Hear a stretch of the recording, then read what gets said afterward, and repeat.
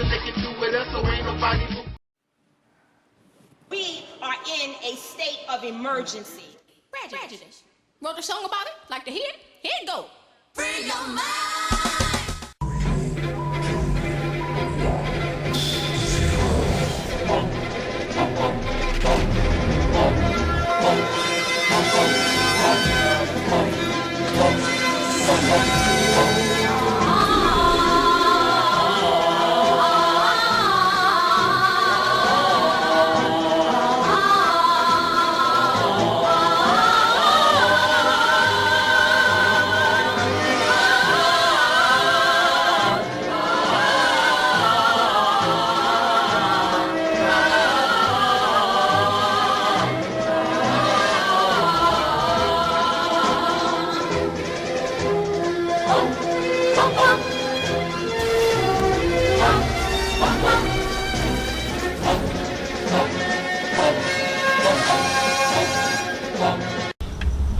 When I get up in here, everybody, I'm fucking this nigga up, everybody. I'm tired of these niggas, man. I'm trying to work, do my thing, and niggas are clowning me and fucking up my career, everybody. I can't live like this, everybody. These niggas gonna have to die, everybody. Keep fucking with me, everybody. Keep fucking with me.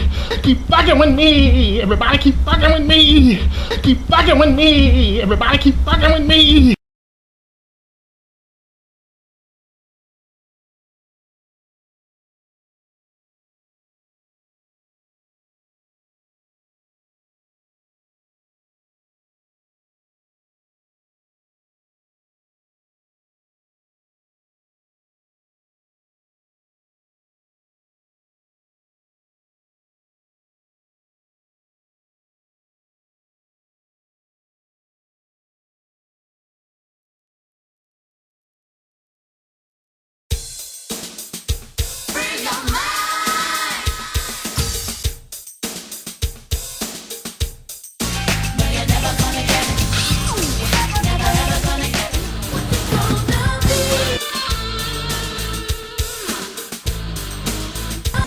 How do you guys feel about Terry frowning like that with her album? You guys' album She thinks she's cute. She thinks she's cute. That's all I got to say. She crew. Terry thinks she's cute, huh? Thanks, hon. She came out with a different attitude after that. Like no none to me. I don't know we did our sale. That's old school. Life has changed. I want the red.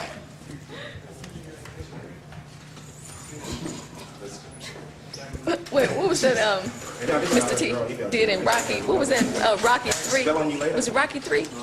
Get them cameras off my face! There we go. I don't have a lot to say. Come to see Terry. That's Terry, Cindy, and Rona. I trust that feeling. Does anybody have any questions of me before I get out of here? Let's see what you guys are saying. What's up, soul sister Rona? Hey, Taalik. I'm the brother that did Mike Jackson in Tunica, Mississippi. Hey, now. Hello to Terry. Respect. Bless up. Bless up. Bless up. Come to see Terry. That's Terry, Cindy, and Rona. It's Terry. It's important for the black youth especially to know that we did have a history and that we did great things and that we had great people, and those things were not in the history books when I was in school. And what I'd like to be doing 5 years from now is attempting to rewrite the history books so that they'll know that.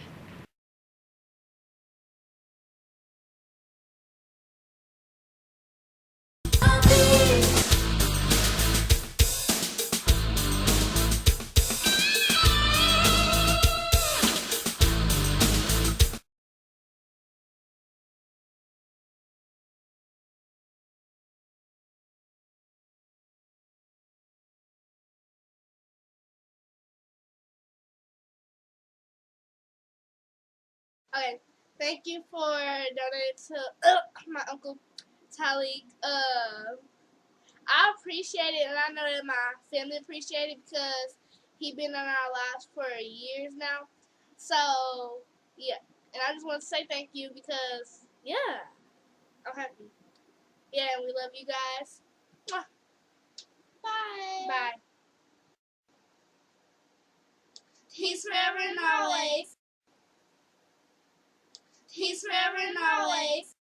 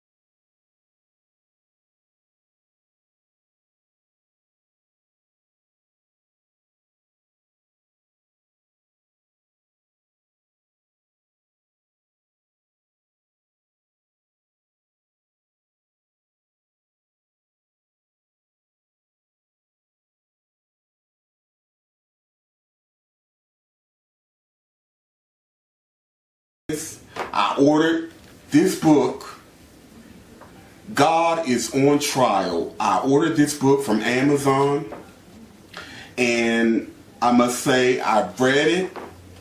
It's very well written, very thought-provoking. And so, sisters and brothers like Alberta Parrish, again, God is on Trial. It is a provocative, thought-provoking, very real and honest point of view regarding the gods of major religions or of Abrahamic religions, and why those of us who follow these belief systems should be asking the same kind of questions instead of just blindly accepting and following.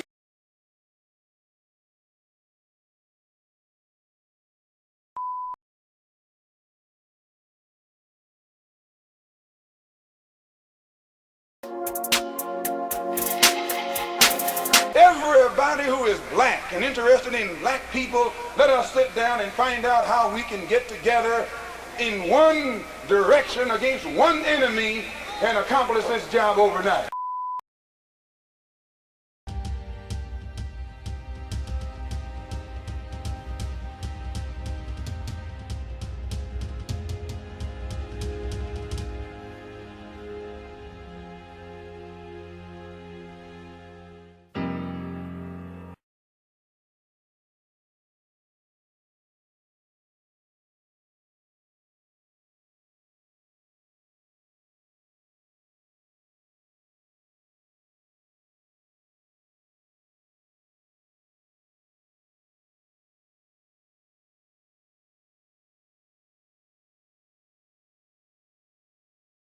This is Dusty Basement Studios, and we approve of this message.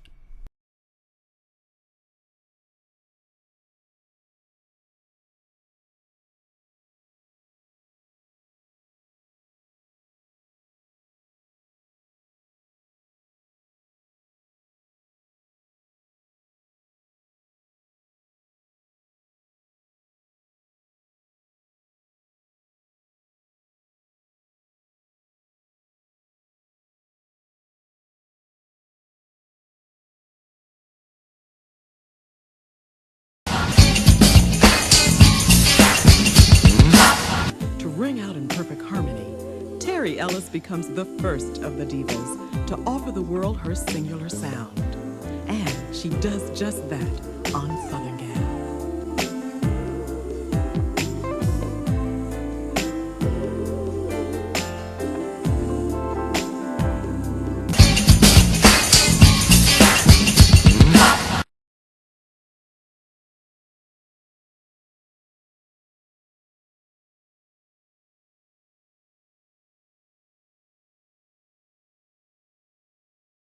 Message. Hey, my brother, you know I had to call you and thank you personally again. I cannot describe to you how happy I was to meet you in person finally. That was just like amazing.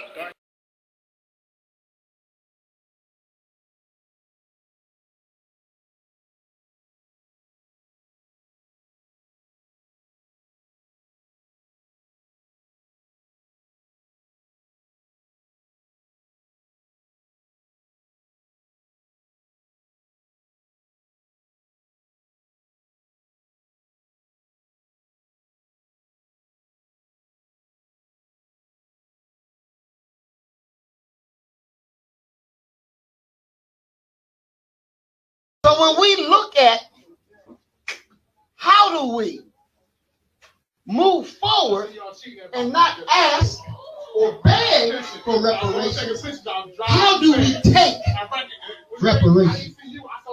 Well, the initiative, our organization, we have a plan. And we're going to be taking over cities in Mississippi.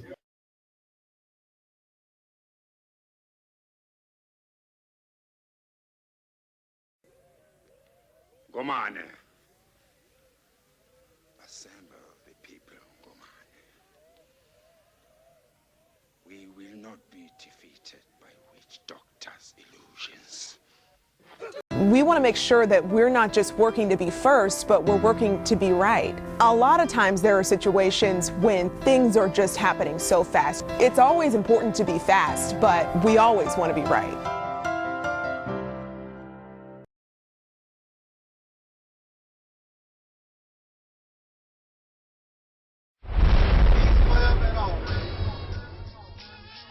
Black people, it's all about the unity. There's nothing they can do with us, so ain't nobody. In a state of emergency. Prejudice.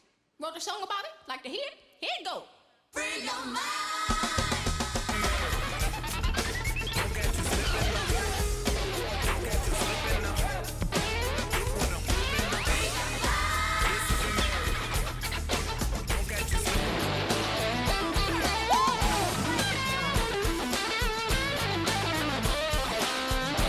What dear? Cause I keeps it real like that.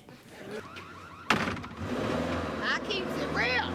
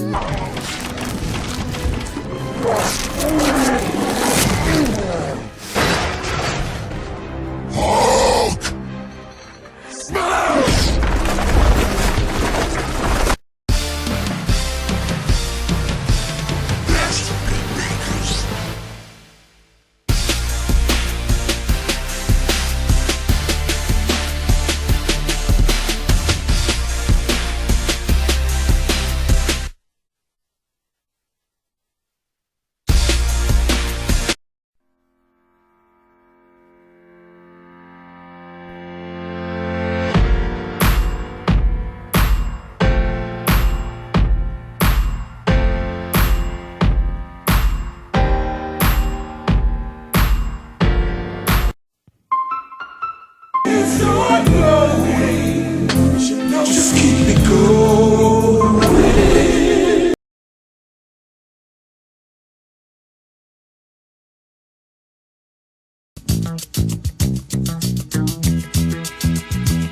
All right, it's 19 after 8:19, and I'm proud to have in the studio longtime friend George Luckett. Good morning, sir. How are you? Good morning once again, young man. I told you that I've quoted you quite a few times because you say such meaningful things. Yes, sir. And I think of you often, and I see you often. Yeah. All right, you have a special project going on, and we have only a little bit of time, so talk about that. Yes, well, I'm currently working with a brother out of New York by the name of Omar Shabazz on a project called Malcolm X, Diamonds Among Men. And we're going over the history of Minister Malcolm. We're dealing with the murderers of Minister Malcolm, and we're also dealing with the murderers of other ministers that was within the Nation of Islam. Including the Harrisburg. Yes, area, including right? Harrisburg, yes. We had a minister here, Minister Harry X was murdered by the brothers out of Philadelphia, Pennsylvania. So we're doing a 8-hour DVD. It's going to cover a lot of ground, and Brother Omar says that it's best that you just tie yourself down, put the seatbelt on, because this is going to be a hard hitter. Okay. Well, that's good. So, I started to play the trailer here, yes, which is on YouTube, but couldn't pay attention to it, but I will. I'm going to give it my undivided attention. And Holly is going to post the link. Where are you putting that, Holly, so that you have that? So it will be on our websites, number one, and our Facebook, all of our socials, but it will also be together with this interview today. Okay. Oh, wow. Thank you. Well, George, anything for you. You're a good man. We've known each other a lot of years, yes, sir. And I do love you. So thank you. I appreciate that. You need to come back here more often.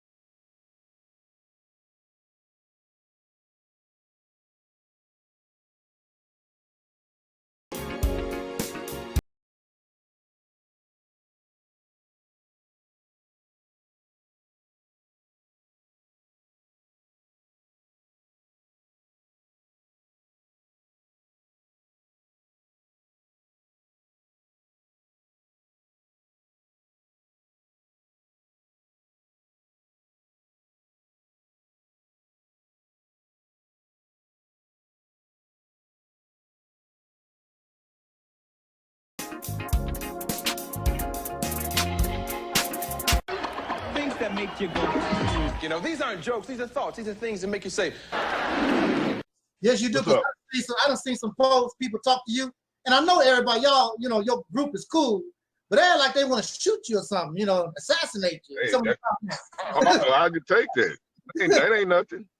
I mean, you know, and I keep my composure. My only recommendation is that, you know, kind of a look. I'm not saying that you don't, but kind of, you know, like shed away the yah-yah, the fluff, and see what they're actually saying. Because I've learned too, learning in my personal progression in advance of scholarship and learning and knowledge, is that, again, like I say in my last thing that I was with you, is that not only that you know that you're right, you also got to know when you're wrong.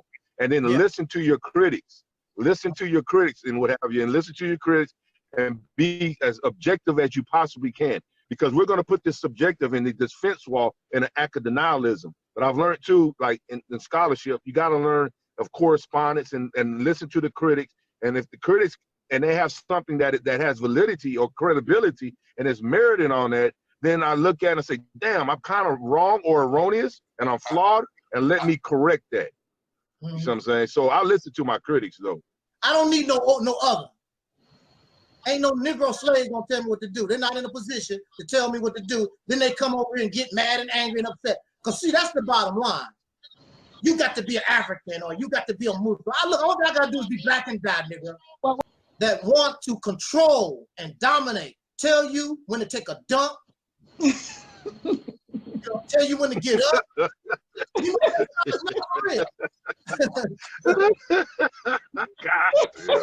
know, tell you when you a mess, man. They tell you when to scratch your ass. They want to tell you when to scratch your ass too. Yeah. Oh my goodness. Oh my God. I'm just trying to keep it real. I'm just trying to keep it real. I don't nobody comes to this platform and I try to tell them what to do. If you smoke, that's your business. If you know, if you selling a little booty on the corner, hey, that's your business. I would suggest that you don't do that, but I mean, that's you know. Oh, boy, you hoorah it, ain't you there today, boy? You on one today, ain't you? That's not enough. Go ahead. Just begging for money. Getting with the women on YouTube and Instagram and whatever, just hooking up with them, get a baby with them and leave them. They're a bunch of trash, just like the people that's lost out there in the streets. Ain't no difference, except they said, black power, you black power trash. They don't pay child support. They barely, I can guarantee you, well, I don't have to get, I know how many black power folks on getting EBT cards. I already know a ton of them on welfare. Talk about Allah, black power, Mr. Farrakhan, with your food stamps in your hand at shopping sale. I already know it. You know why? You know why? I was one of them. So I was one of them. I had an EBT card. I had them food stamps. I had the EBT card and the food stamp.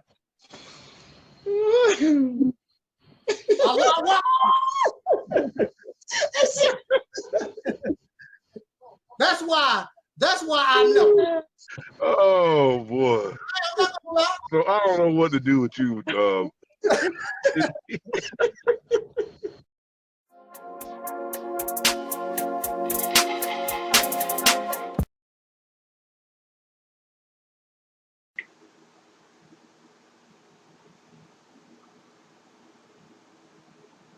We spoken yesterday, or we will speak after this talk, if this is the compilation video. We talked about this idea of soul being the best identity for the American once called Negro. We have already spoken about that yesterday, or we will talk about that as soon as this video comes to an end, being a bonus on the copulation video. What makes many people angry is that we don't like change, because there's something in the past that we gravitate towards, that we have grown accustomed to. However, we're always talking about the new.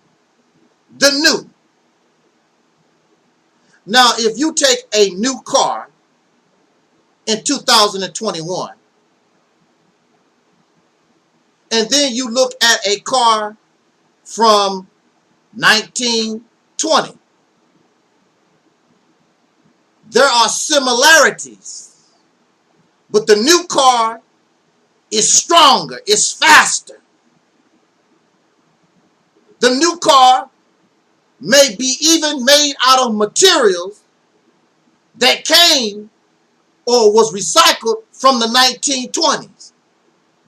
But it's a new car. Similarities, but the new car is different. They will always be connected. They are related.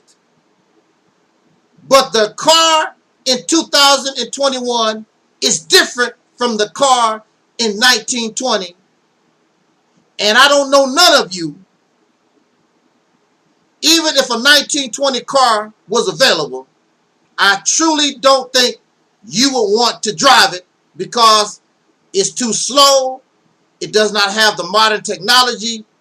It's something to play with, but you would not want to drive that every day. You want to get to the new. And that's how it is with life on this planet.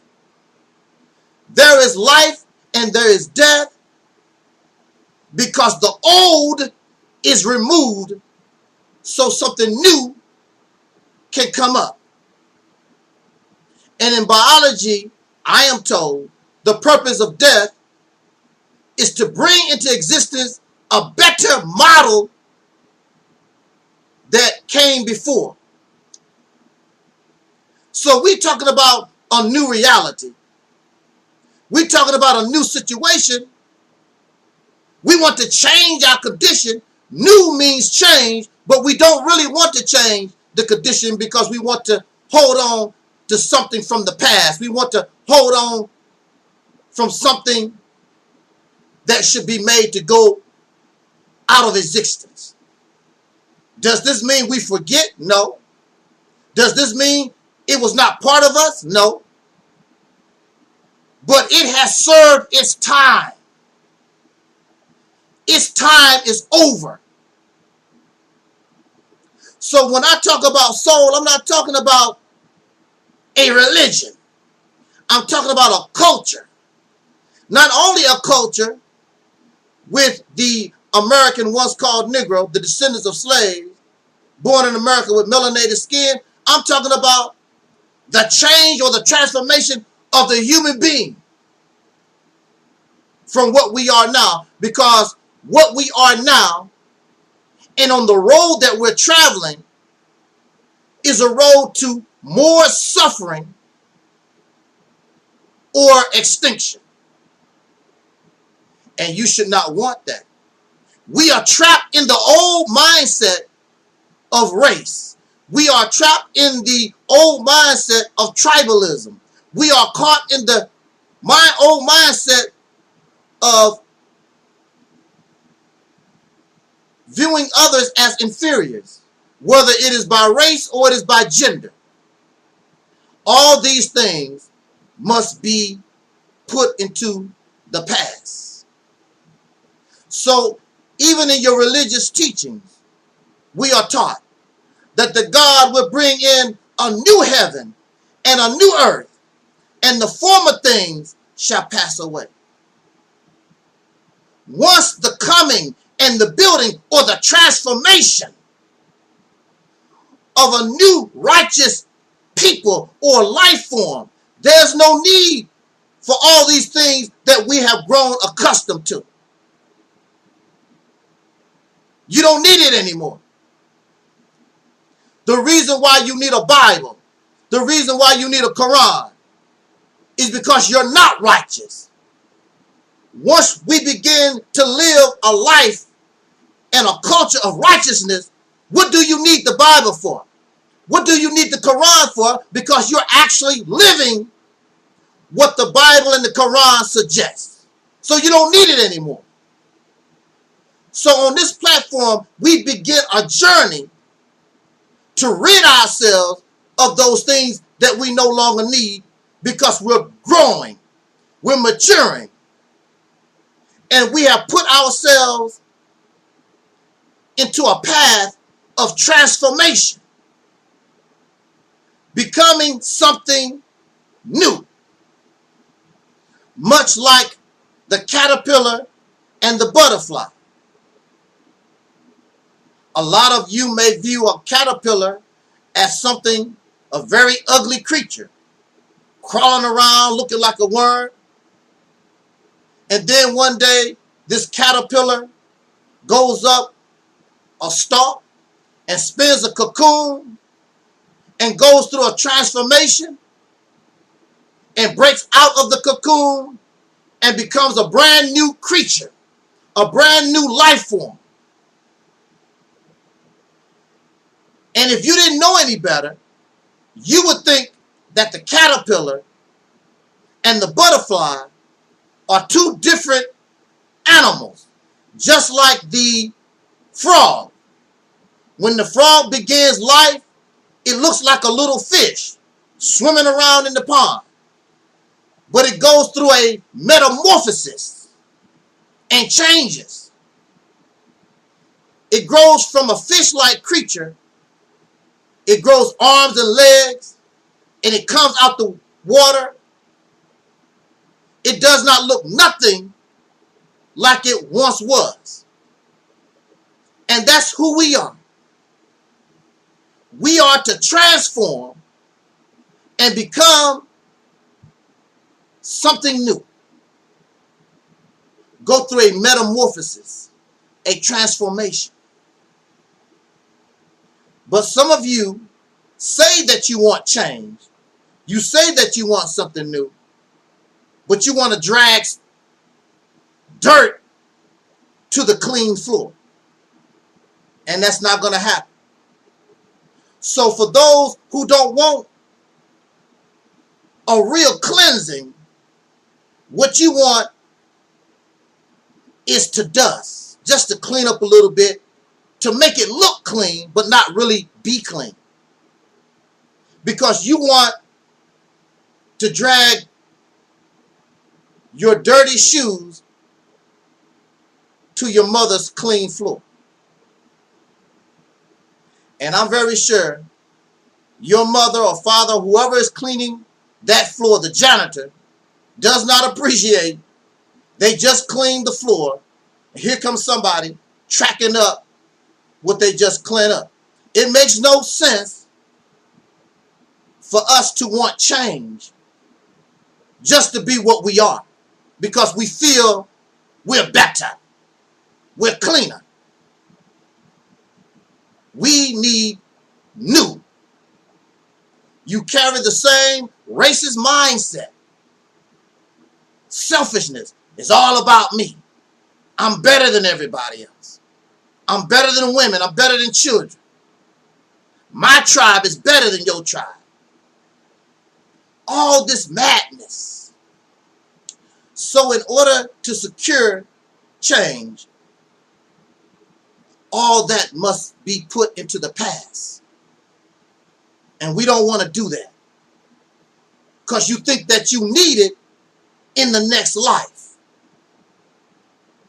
Going back to religious logic, we die. And they say that the soul leaves the flesh. Why is that? because you no longer need it. You become something new. So you drop off the flesh and the blood, and it dies and goes back to the earth. And now you go and begin a new existence that the flesh knows nothing about. But you will always be connected to that flesh because that's where you came from.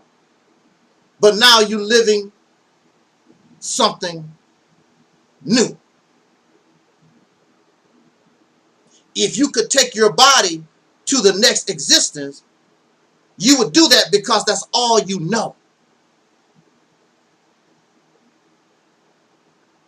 But you cannot do that. And it is fear of the unknown. What kind of life we gonna lead? What we gonna do? And you do the same thing with death. You are afraid to die. But yet and still you say that you're not going to die, that you're going to go through a transitional period, a transformation, and the flesh dies, and you are going to go and experience a new existence, but you are afraid. And that's what, it's the same mindset. You are afraid of soul power. You are afraid of the new life. Because racism, misogyny, tribalism, all these things is all we know. It's like a child that still want to hold on to the teddy bear because the teddy bear gave the child comfort. But when you become an adult, you shouldn't need that teddy bear no more. And most of us, we push our teddy bear to the side. We might keep teddy bear, but we push that teddy bear to the side. But for a lot of adults, they still need a stuffed animal. They still need that teddy bear to bring them comfort. And that's what your problem is. That's why you don't understand Angel Snuffing Up 7. That's why you don't understand the real transformation. That's why you don't understand, because you're trying to hold on to something whose time is up, whose time is expired. No matter how much you love, no matter how much you love, that car is going to the junkyard. No matter how much you love, your pet goldfish is going to die. No matter how much you love your parents and our loved ones, it's going to die. There's constant change. You cannot stay in the kindergarten forever. First grade, second grade. It's all about maturity and evolving.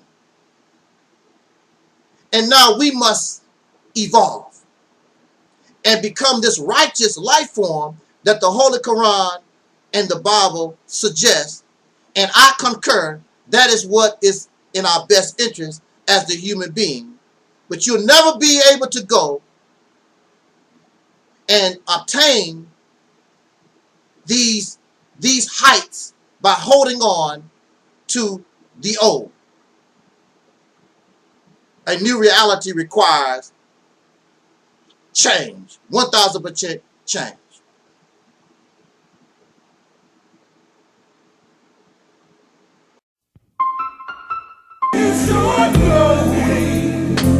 Just keep it going.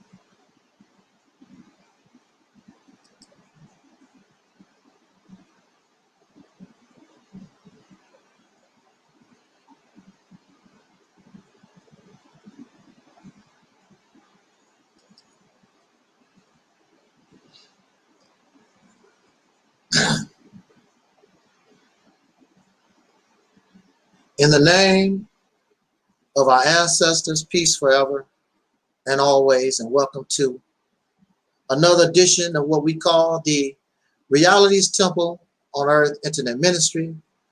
I am the gatekeeper or the host of this program, known here on social media. Wherever you may find me, I am known as the mighty, Angel Snub 7. I am your soul brother, number one.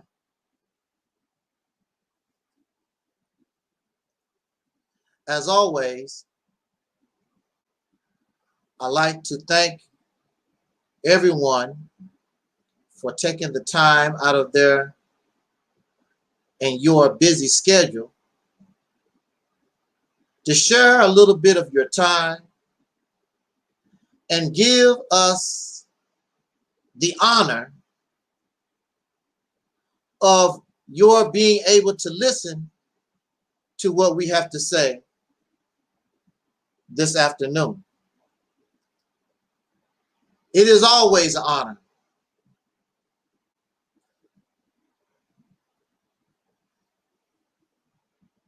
It is always, I feel, a privilege to be given a chance that a word can be spoken that maybe it can bring us some kind of benefit. Of course, I thank the deacons of reality in the house. Our brother Earthman is in the house. Those who are listening and those who will be listening to this broadcast later on, I thank you so much for giving us this opportunity.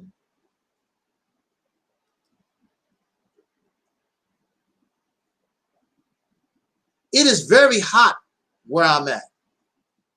I don't know where you're at, but it's hot. And it's going to get hotter with this subject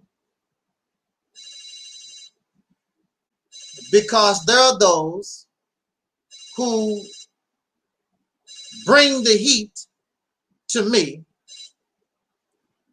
and they make mockery, and they try to bring shame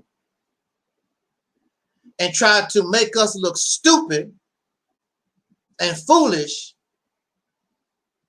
because we embrace something called soul brother and sister. To shame us, to make mockery that we are ignorant, we don't know what the hell we're talking about.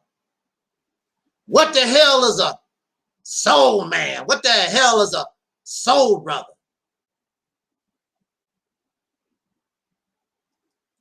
So they want to shame us for embracing this description, this identity, or this label.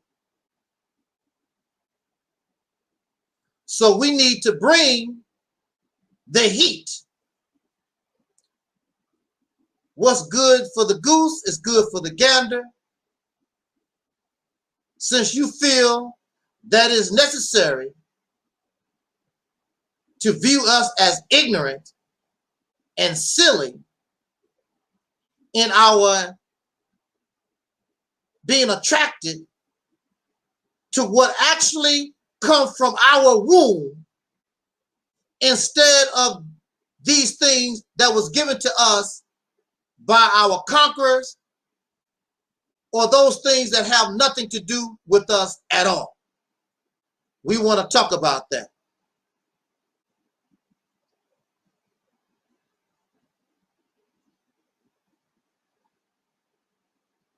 The bottom line is the powers that be really determine your identity, no matter what you say out of your mouth or no matter what you think. And any of us who have traveled with a passport or certain applications that you apply for, I've never seen an application or a passport where you can call yourself some kind of African unless you actually came from that continent. There's nowhere you can call yourself a Moor or a Hebrew Israelite or a black Muslim, a Kemetic, and the list goes on and on. You call yourself in this country, you would be African American unless you can prove otherwise. And that's the bottom line. Outside of that, when you take your tacky ass home and when you talk to your friends and buddies, you can be whatever the hell you are until you apply for that passport. And you're not going to put Kemetic or Hebrew Israelite or Moor or some kind of African, none of that. You're going to call yourself an American citizen. Otherwise, you're going to keep your crazy ass right here. And that's the reality of it. Nothing but feel-good rhetoric.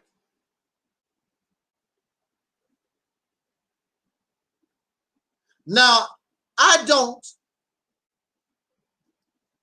call us soul brothers and sisters.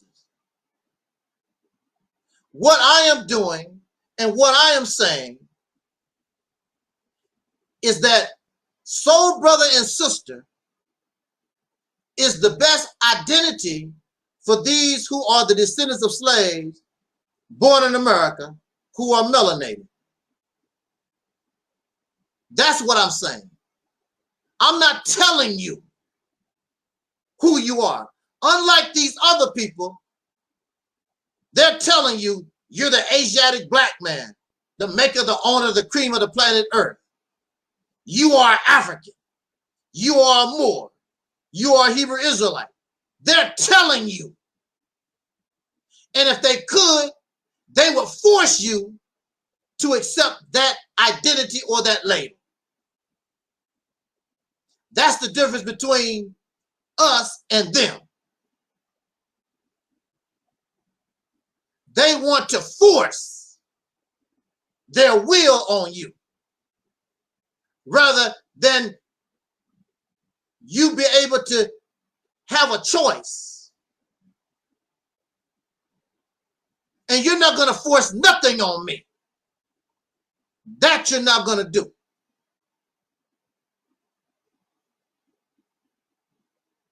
I'm going to be who I feel.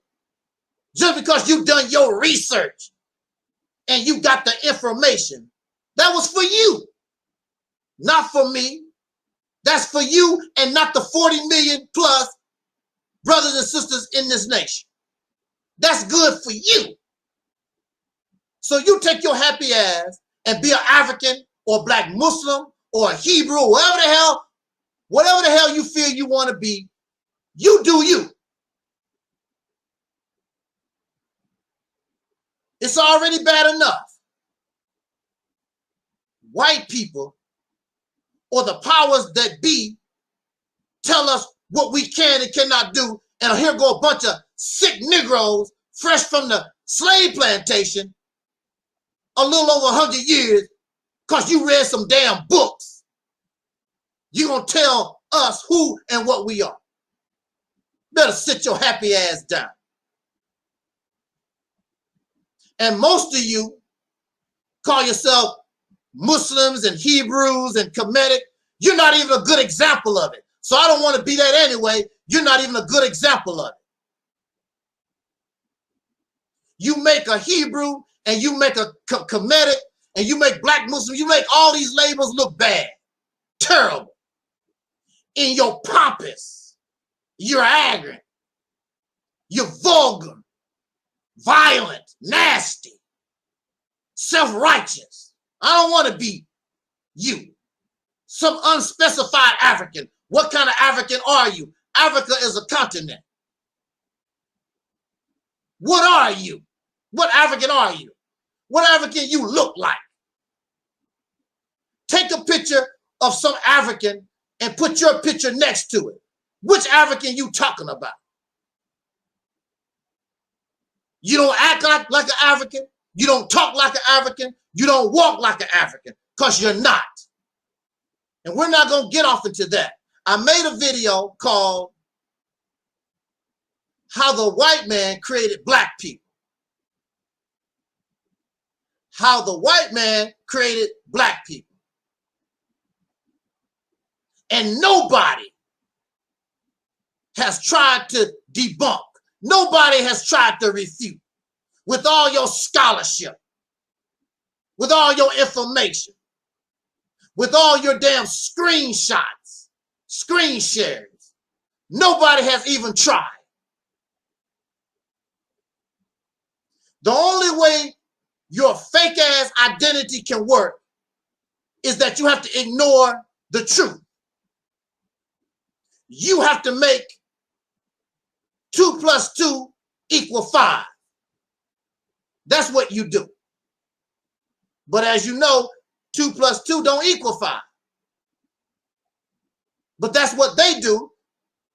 In order to get 5, you have to skip a number. You have to skip something. So since they're skipping, they come to the wrong conclusion.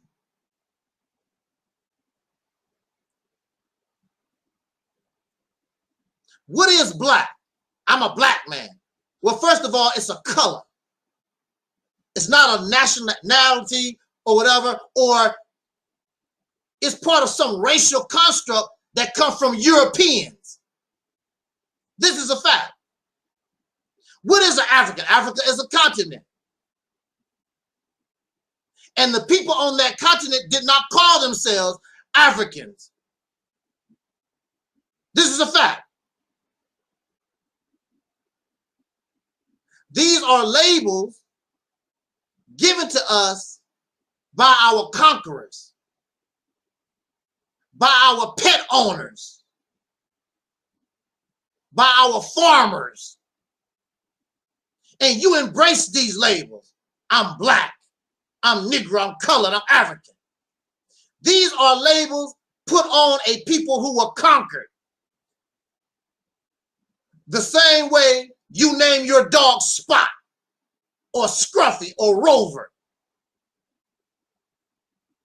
And so the conqueror has labeled you and given you these identities. And all these identities and labels that you put on yourself came from everywhere except you. Everywhere except you. The reality is we suffer identity confusion. And really, to me, it makes no difference what we decide to call ourselves on. But all these labels, all these identities should be taken a vote and put before the 40 million. And those who represent these identities and labels, then you promote and tell people what your identity is about. And the 40 million should be able to vote and decide as a people who and what we are. And if they want to be an African American, it's fine with me. If they want to be a Hebrew Israelite, that's fine with me. I don't care.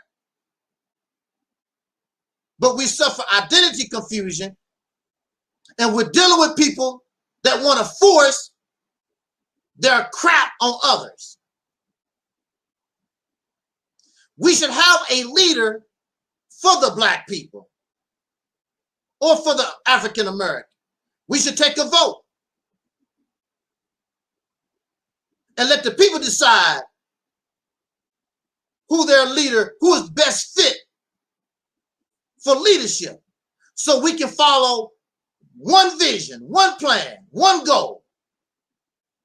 You're not going to get nowhere.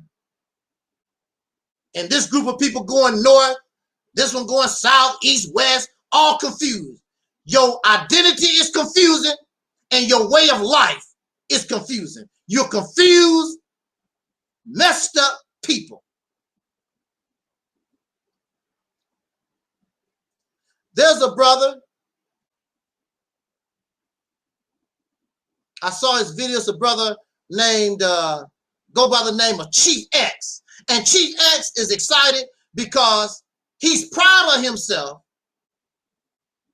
because he's gone beyond the normal belief in Africa. And now he feels as though he's found the realness of Africa. We are not Egyptians. We're not Kemetic. We are strictly West Africans. We are tropical Africans. So go get your pina colada. Go get you some mango juice. Because we as tropical Africans, and he's done his DNA test, and he's Asante.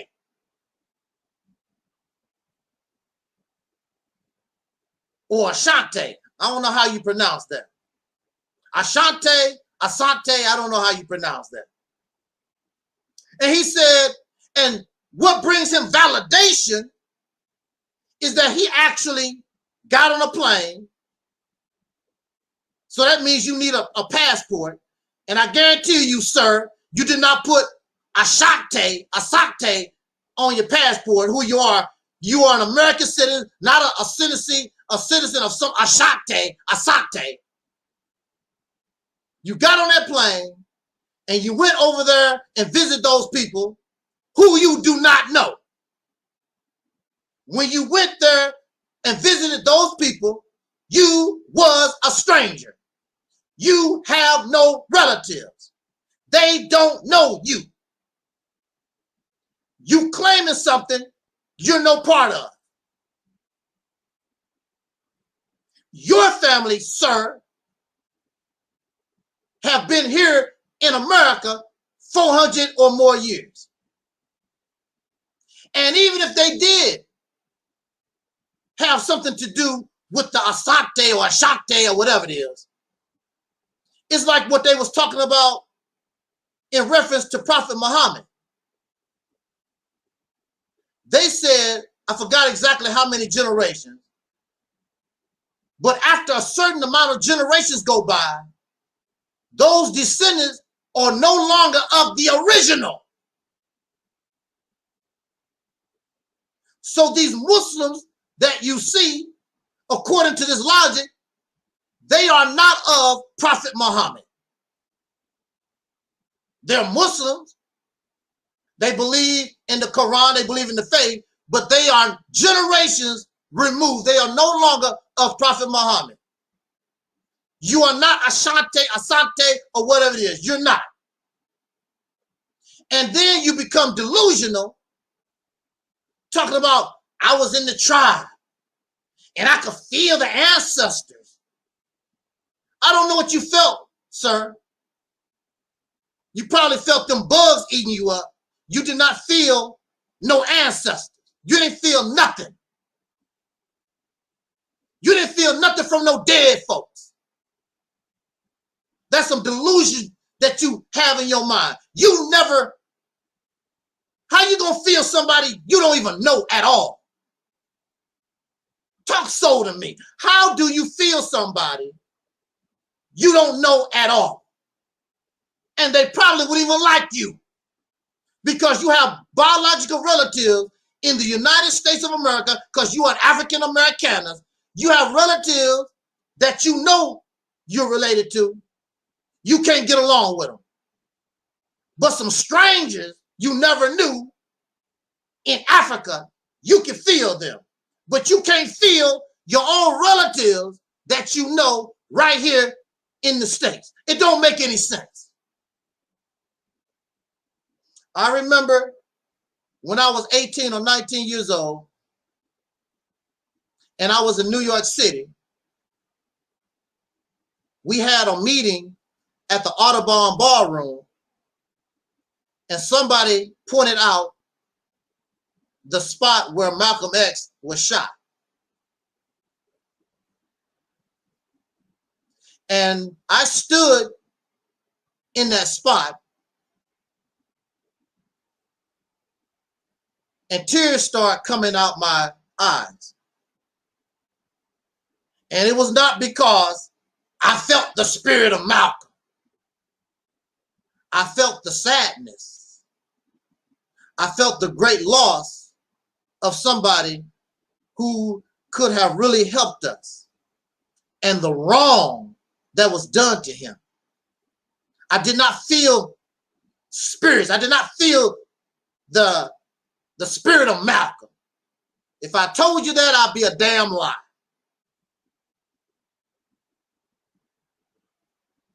I got emotional over the injustice. And I could fall in love with this man I never knew, because I did have some kind of reference, video, audio. There were people that have actually known and talked with this man. But here you have Chief X talking about he's in Africa, and I felt my ancestors. No, you did not. Prove it. You don't even know these people. You don't even know the language. You don't know the lifestyle. You have no idea. How you know it wasn't somebody else's ancestor you was feeling? Because you don't know them. I hate it when we clown like this. And we sound so stupid because it's not true.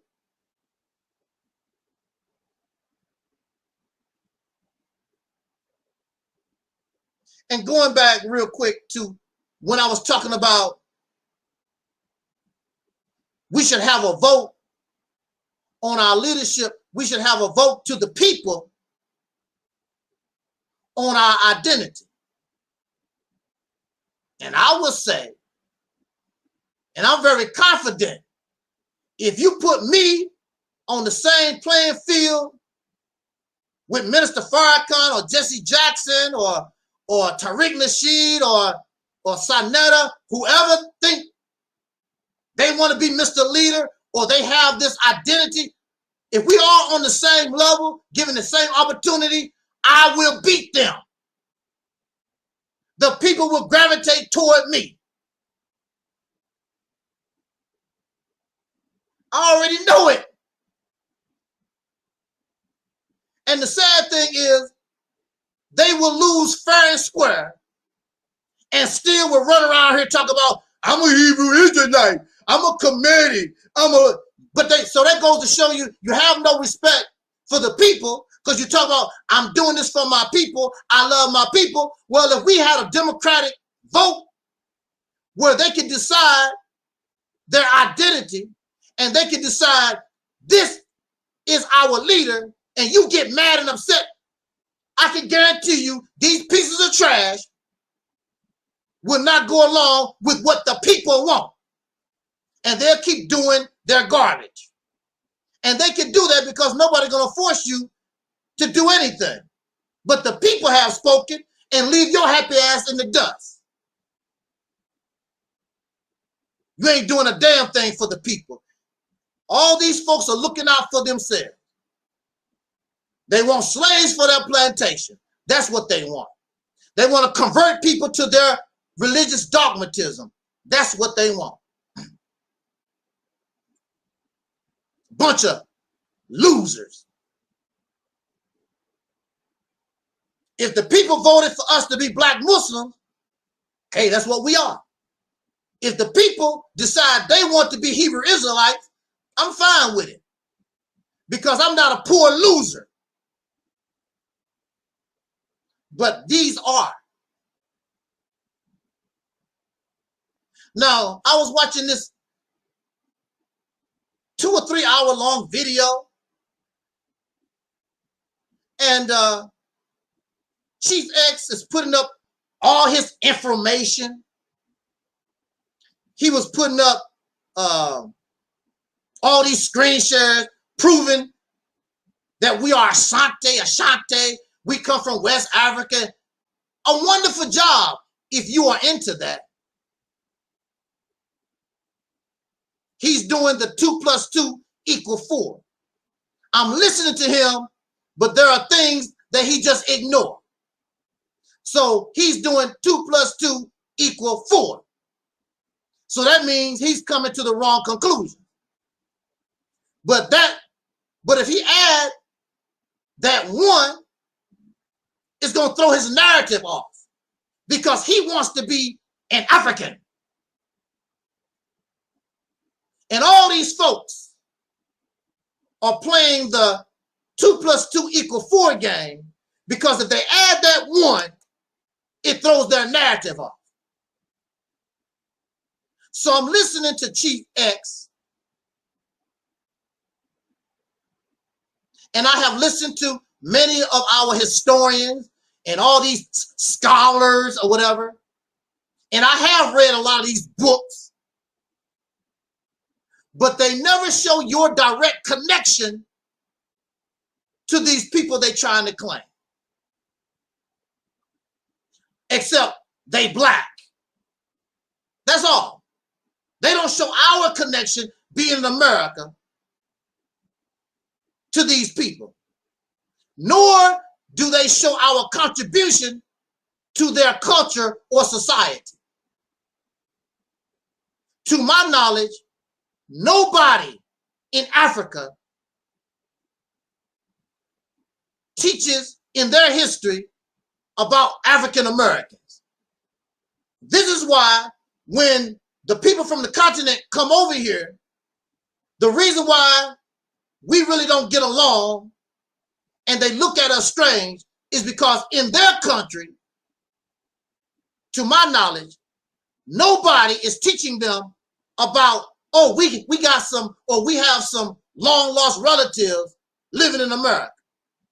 We are not mentioned in their history at no time. They don't teach their people about us. And for me, that's fine. Because I'm not going to teach my babies or nobody about them. That's fine with me. And I don't give a damn if they never know me. That's fine. You have a few handful of people on the continent that talk all that Pan-African stuff, but none of the presidents of these nations, none of their leadership give a damn about African Americans unless it's Ghana and they see that you stupid. So they said, let's set up this Return to the Motherland Day or whatever the hell it was. Get these stupid Negroes money. And the American Negro brought $2 billion to Ghana's economy. Just so you can feel good. Because you're not a Ghanaian citizen. You're not a citizen nowhere except the United States of America. Nobody is offering you or us as a people, maybe as individuals, but as a people, nobody is offering us dual citizenship. Absolutely. You're right.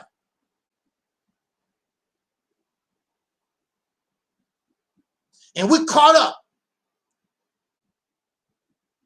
in the tricks and the deception. Nobody is claiming you. Ain't no African as a people, as a people or nations, none of them is claiming you. Ain't no Native American tribe is trying to claim you. They're doing everything they can, go to court to keep your ass away from them. They do not want you coming to their Indian reservation. Nobody's offering you no land, no real program, so your happy ass can go to Africa. They do not want you. And what you see is a vice versa behavior the way, and we still do, with white folks. When we move into the white neighborhood, they move away. They don't want to be around you. And you steady trying to force yourself on them.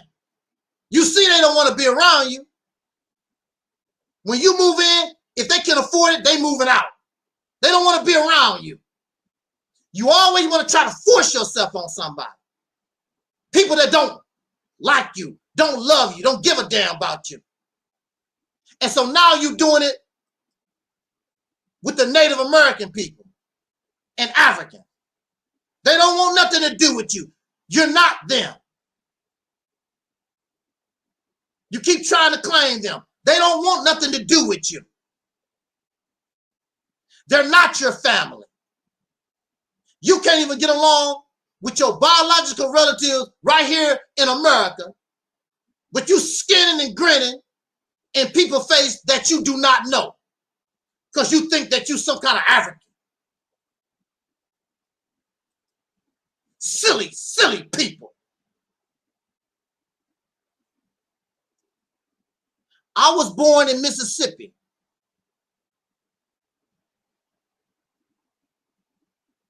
If I went back to Mississippi, they wouldn't care. They don't give a damn because I used to, well, I actually lived in Mississippi. I was born and raised in Mississippi. If I went to Mississippi right now, nobody there would give a damn. Well, I was born and raised in Mississippi. They look at me like, what you want me to do about it? So what? This is facts. And I was born and raised in Mississippi. They won't give a damn about me. You was not born and raised in Africa. You was not born and raised on no Native American reservation or whatever you think that you are. You was not. And you expect these people, oh, I love you. You part of me. That's not how it works. I even have biological relatives that live in Mississippi, and they still don't give a damn about me because I lived in Mississippi. So what? You don't live here now, Negro. Nobody don't give a damn because you was born and raised here. They don't give a damn because you got some African roots or you got some Aboriginal roots or whatever. And then the way y'all talk, you talk like you're pure. You're not a pure people. If you was purebred, pure race, you would have a leg to stand on and you would have relatives. I'm going to say that again. If you was pure, if we was a pure race, we could go to Africa. We could go to the Native American reservations or whatever. We Aborigines or whatever. If we was pure, we would have relatives. Just like when the African come here or the Chinese come here or the people from South America come here, they have relatives. You don't. You can't go back home because you don't have a home. You're not them. But all these are labels and identities because we're confused. We really don't know who we are. So we're trying to force ourselves into places where we don't belong. Because we don't want to accept the fact that we are a brand new, unique people produced on a slave plantation. And there's nothing wrong with that. But you find it's some kind of shame in it. You want to be these people. And what the hell are they? Go look at their history. So since you want to be them, whatever evil and wrong, nastiness that they have ever done in history, then you claim that too. Because you have to claim the bad and the good. Because you want to be them. Just like if you wanted to be a Nazi, you got to claim the bad and the good. It was incredible how Adolf Hitler raised Germany from a poverty-stricken nation to a world power. But the bad side, it went to his head, I'm going to take over the world, and these Jew people are keeping me from doing certain things. They are the reason why we was poor to begin with, because they were stealing from us. You have to accept all of that as a Nazi. So whatever those people have done, evil, whatever they've done of good, you accept that history too.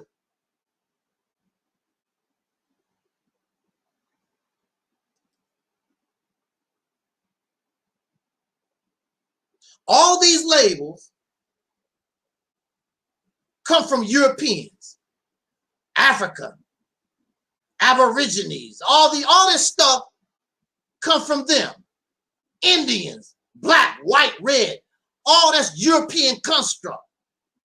All that did not exist until the Europeans invented the concept of race in the late 1700s. All this stuff did not exist. So we have our brothers and sisters. I'm RBG. I'm an African. I'm RBG. So a man that come from Jamaica who tried the same thing on his own people and they told him, kick rocks, get the hell out of my face. He comes to America and you embrace a foreigner. I'm RBG.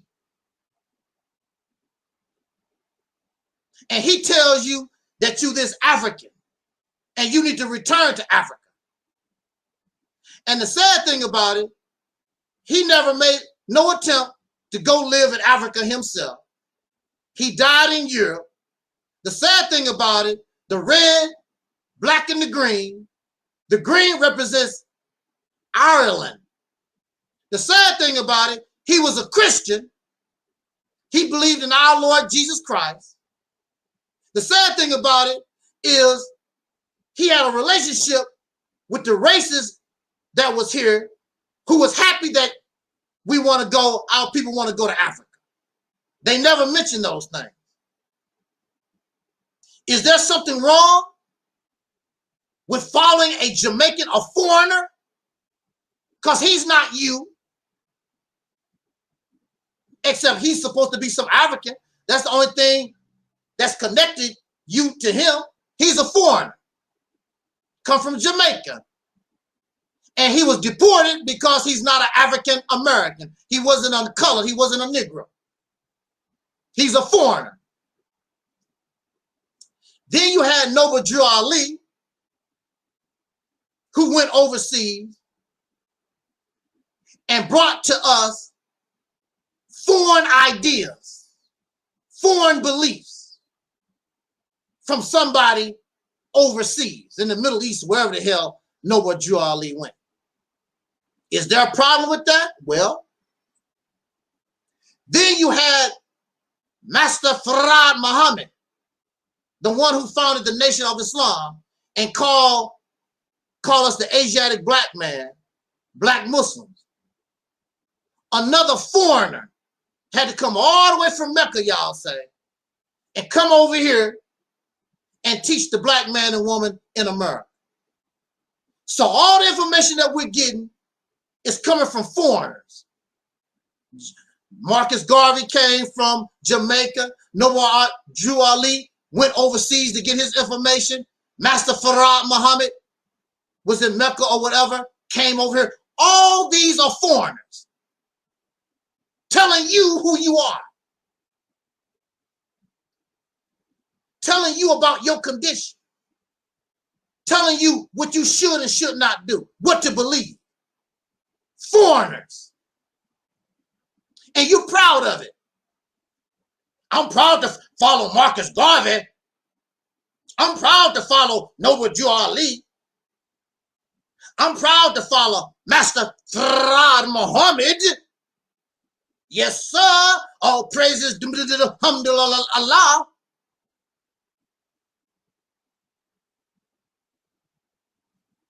What does this say about us? It says we are really, really stupid people. We are a bunch of illiterate buffoons. It's saying that God don't give a damn about us. That God will not even do us the favor of raising up in our own womb our own prophet. Give us our own Bible, our own Quran for us. Because we're a bunch of buffoons and we're stupid and we're not worthy.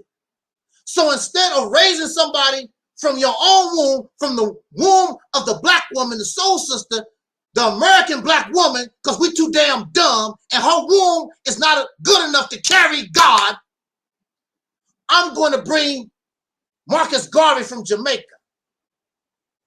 You're going to have to get on a boat, Noble Drew Ali, and go overseas.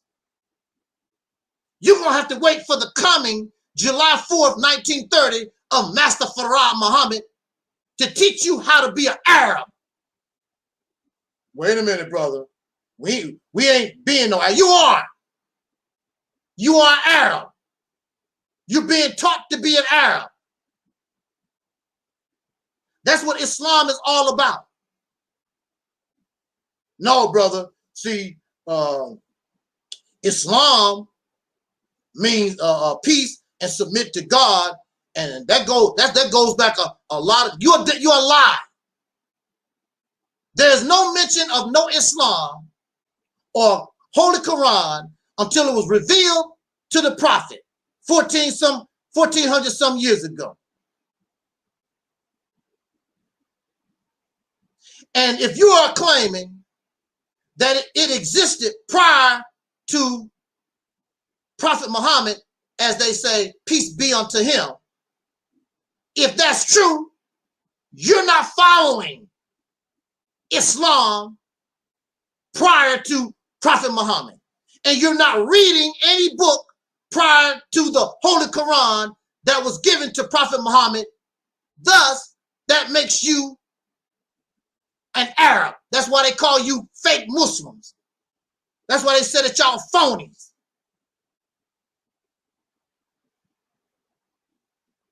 You taking somebody else's identity, somebody else's God. That is an Arab. It's not you. And if that's what you want to be, so hey, that's cool. Keep following somebody. Never be a leader. Keep being a slave. Somebody got to tell you what to do, how to think, what to believe. Keep doing that. And I'm supposed to be impressed by you. You ain't nothing but a slave to an Arab. Not me. And Noble Drew Ali is no better. You have to go. Hey, how you doing? I just noticed that person. Hey, how you doing, intertwining?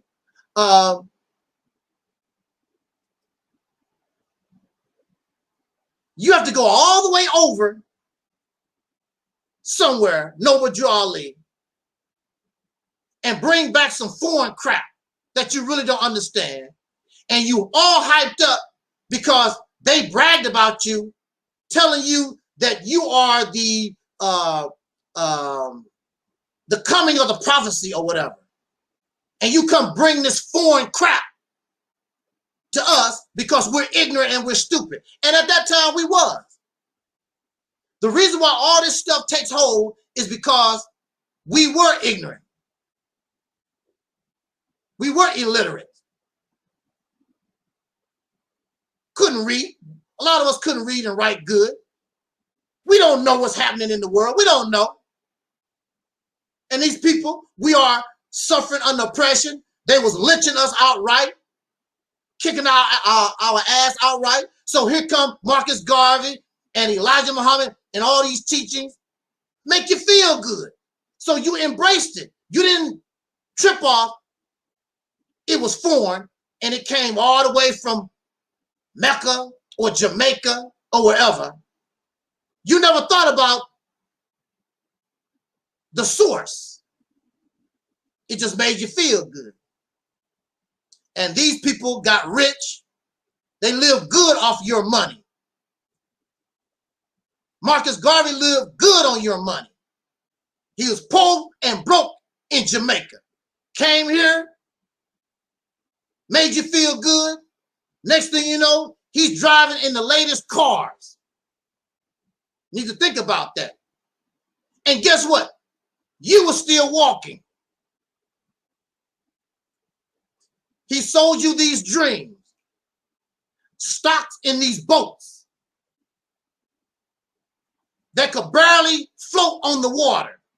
And he's steady taking your money. These RBG Nation people don't want to talk about that. And Umar Johnson is doing the same thing, selling stocks to a boat, which in the case of Umar Johnson, a school that will never open. Marcus Garvey sold ships that never would sail. And they all got rich, and they all these people getting rich off our blood, sweat, and tears. And the only thing we do is get to feel good. I'm the black man, Asiatic black man, maker owner. You this African, and you a warrior, and you strong. All these damn stories. After 100 years, none of it has come to pass. None of it.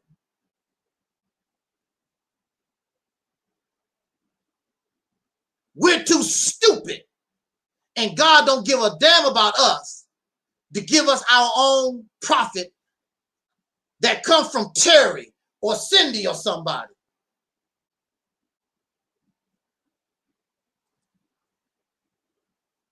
It has to come from some foreigner. God hate us, won't give us our own holy book. We have to get the Bible with a bunch of white folks' pictures in it, or the Quran with a bunch of Arabs. Where's our book? Come on, God, talk to me. We're not worthy. We're garbage.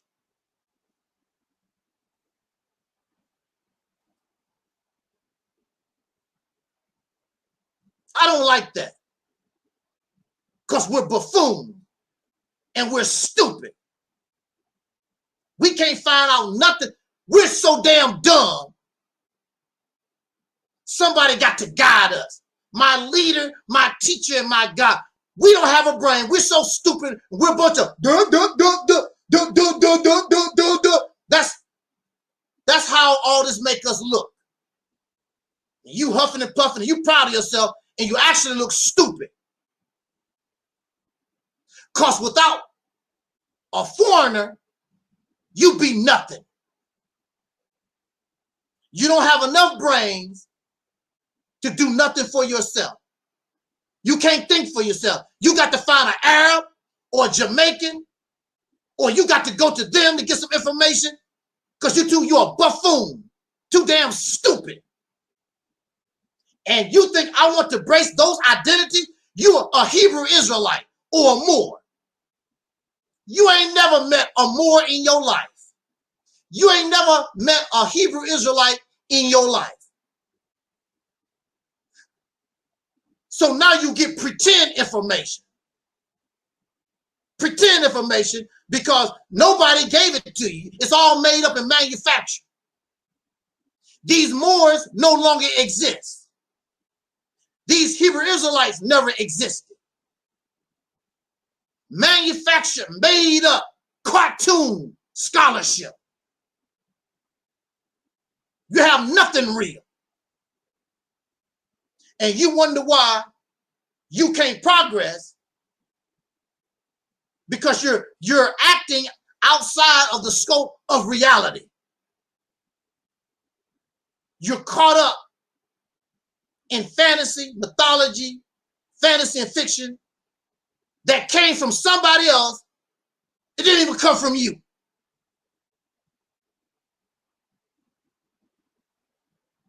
I would like to invite a real Hebrew Israelite to our program. A real one. I'm not talking about somebody that converted. I would like to see a real, actual Hebrew Israelite. I would like to see a real Moor. Instead of these people that put on these suits and these funny looking ass hats. Some of these Hebrew Israelites look like sheep herders, and some of them look like they came from Purple Rain. I never meant to cause you any sorrow. I never meant to cause you any pain. They look like they came from Purple Rain some damn where. And you proud of looking like a buffoon. And you really think I want to be part of that? No. Well, what about your soul stuff? What about that soul crap that you're talking about? Oh, let's talk about it and we're going to get out of here. Let's talk about it. So we know that the foundations and the origins of Hebrew Israelite, of this Kemetic stuff. Thank you. This Hebrew Israelite, the Kemetics, the Moors, being an African, being an Aboriginal, at the root and the foundation of all of it is the white man. Somebody made a wonderful video. I wish I could get that video. Somebody made a beautiful video and broke it down. All this stuff at the root of it, the foundation of it, all of it comes from the white man with your pro-black ass. Since you did all your information and you read all these books, you should know the root of it is white folks. And really common sense should tell you it all came from white folks because that's all we ever known. He's the one, the white man told you about Hebrew Israelites, gave you his Bible. The white Arab gave you their Quran.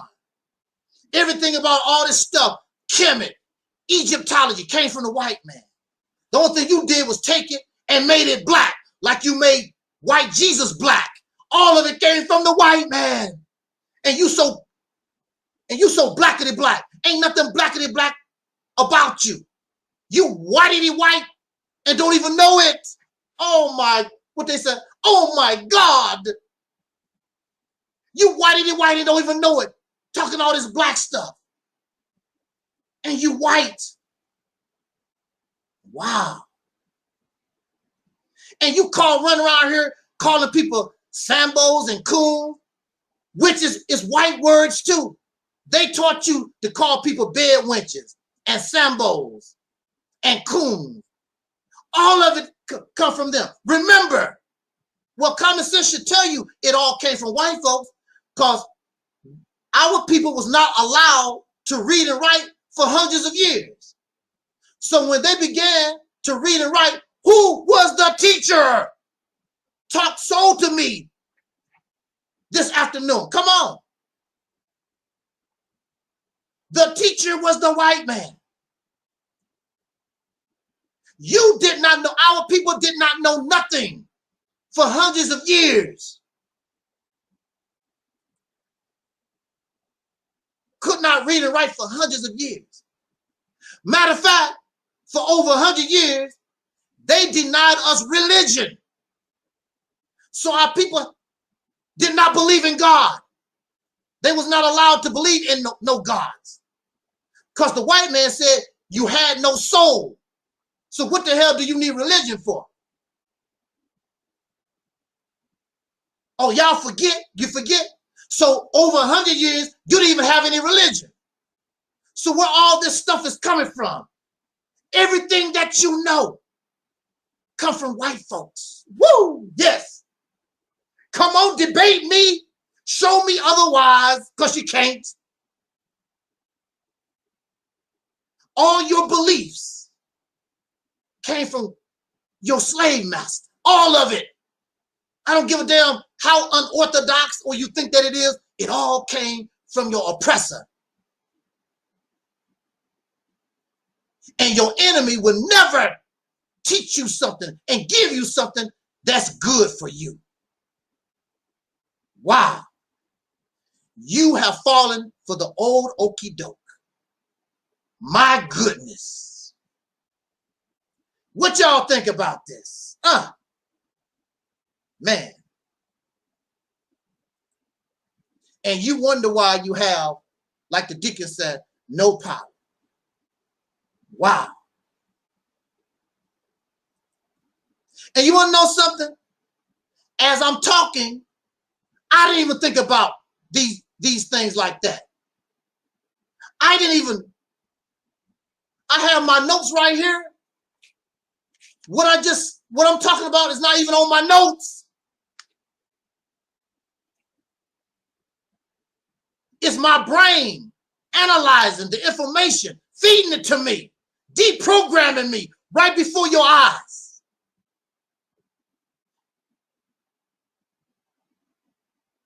Black power is nothing but a form of white power. That's all it is. You whitey white. And you can holler all that black stuff all that you want to. But the reality is you are whitey white. You can call yourself a Moor. You can call yourself a Hebrew. You can go, whatever it is, you ain't nothing but a chocolate covered white man. That's all we are. That's all we ever been. This is all we know. You didn't start getting any kind of outside information until what, about the 1930s, late 1920s? So up until that time, who was your teacher?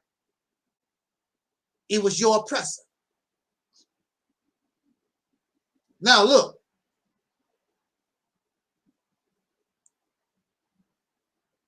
Man, you done talked about the African and Hebrew. You done talked about that. That soul stuff ain't about nothing either.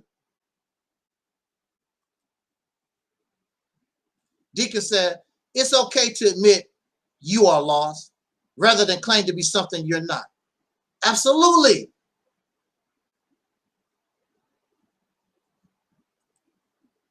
So let's talk about this identity of soul.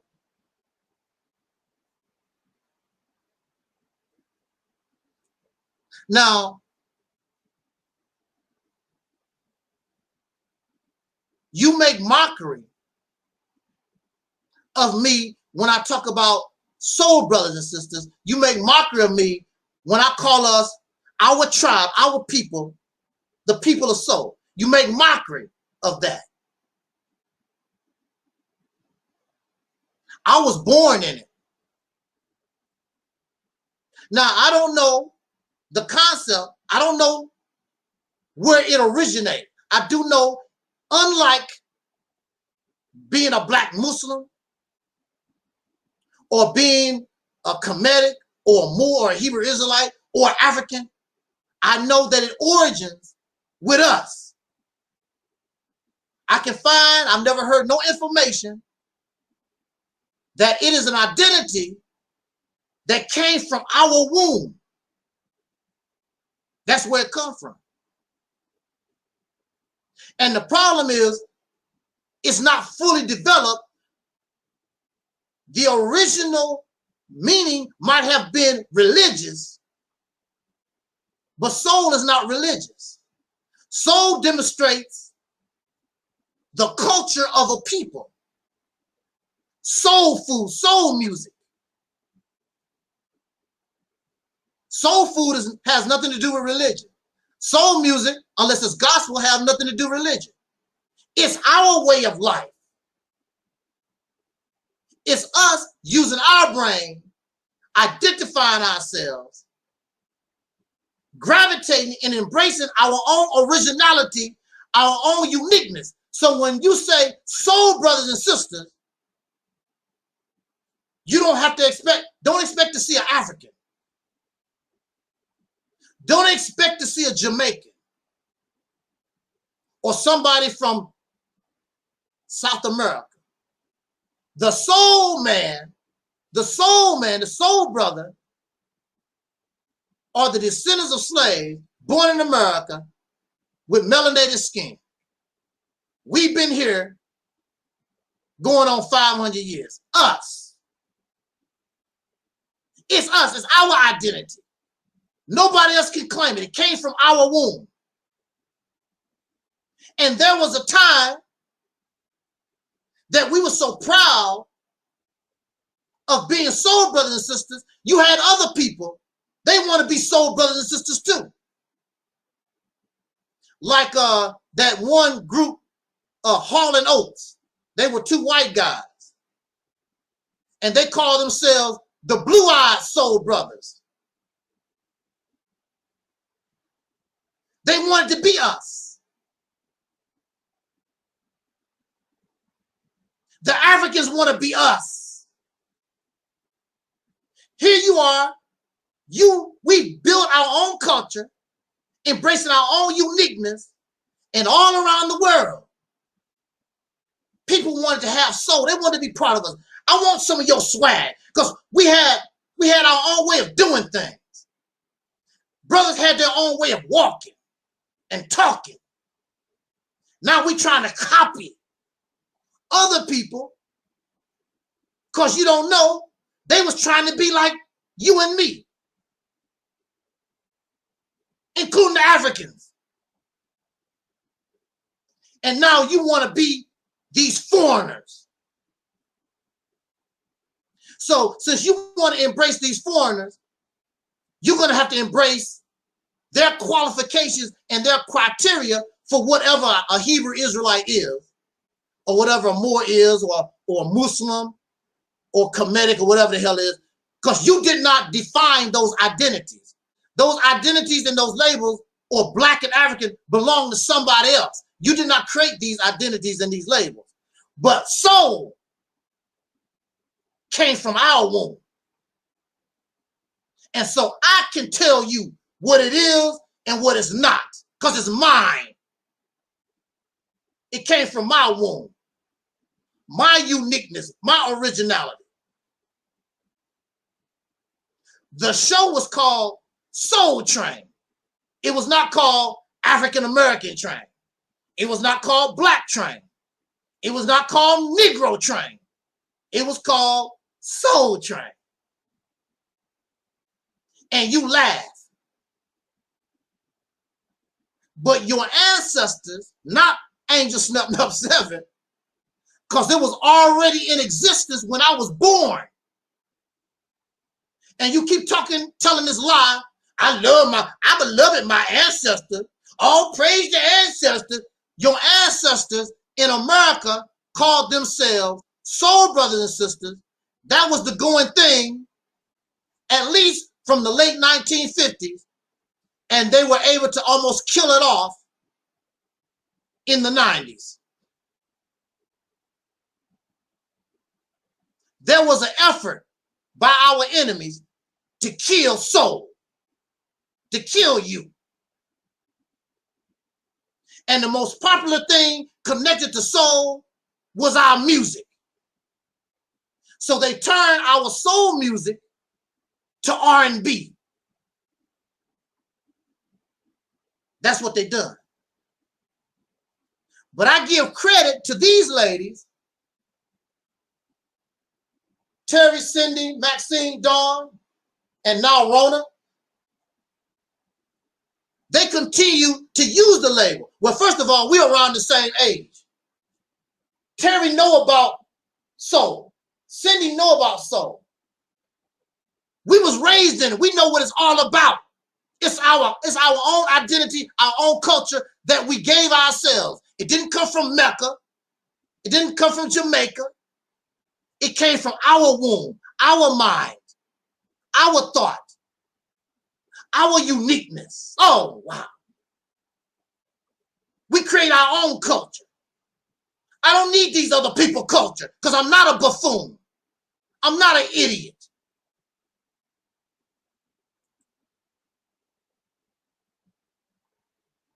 We are smart. You talk about Black Wall Street. That's not African. That's not Kemetic. That's not have nothing. Hebrews and Moors don't have nothing to do with Black Wall Street. That's us. And you know all the history except your own. We are some incredible people. Our brother Charles Drew was the one that learned how to separate blood plasma and was a heart surgeon. A lot of the things that we have accomplished, Egypt, Kemet did not do. It was a brother that found the right filament for Thomas Edison's light bulb. And you had George Washington Carver. Oh, man, it don't make any sense. I even have to talk this way. You should know your history. But because you don't know Black American history, soul history, you think Kemet is all that. And you don't have nothing to do with Kemet. We are some great people right here. We are some bad mama jammas. So there was an effort to destroy our own identity and kill it off. Now we're racing to embrace other people that don't even like you. These people don't even like us. Soul reminds me of this. Because actually that's what we are. We are orphan people. We have no parents. So we are orphan people. We have no place to go. So when you are orphan and you don't know your mother and you don't know your father, what do you do?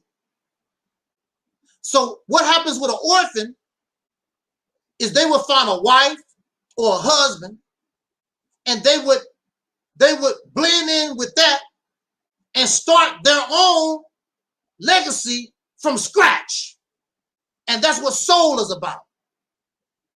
We don't have a connection to those who make up our DNA. We don't have it. We don't even know who they are. Because we are mixed up with all kinds of stuff. And I'm very sure Chief X, most of these DNA tests that we take, even those DNA tests tell you that you're not pure nothing. So it's a wonderful thing to be a soul brother and sister because we get to start from scratch. Our history is clean. Nobody can claim that we murdered them, raped them, robbed them, enslaved them, unless we are affiliated with white folks and we went to war, World War I, World War II, or whatever. But as a people, there's no blood on your hands. When you go to these other places, these people have blood on their hands. They're not holy and righteous. Why you want to be part of that? When you can start from scratch, this is yours. And you determine what it is or what it's not going to be. You determine it. Not no Holy Quran, not no Bible. Not no Marcus Garvey, not no Noble Drew Ali. You and I are smart enough to create our own and build our own culture from scratch. Where do you think all these ancient cultures and things come from? They had to start from somewhere. So as we build our own culture and do our own thing, as time goes on, our culture will become ancient. Our culture will be just as powerful and just as good as theirs is. Except we should be able to do better by learning from their mistakes. Oh, wow. See, it's a wonderful thing. It's a wonderful thing.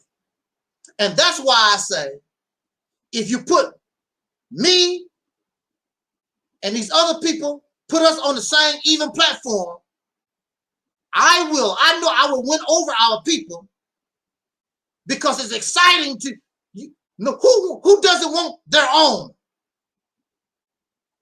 This is not to say you can't be a Christian or a Muslim or whatever. We take some of the good parts from the RBG nation, from the Kemetic community. We take certain things from the Nation of Islam, because that's part of our culture too. That's part of us. See, this is what you don't understand. That's part of us. That's part of our makeup. But that don't control us. We are the controller. We are the maker and the owner. We are the cream of the planet Earth.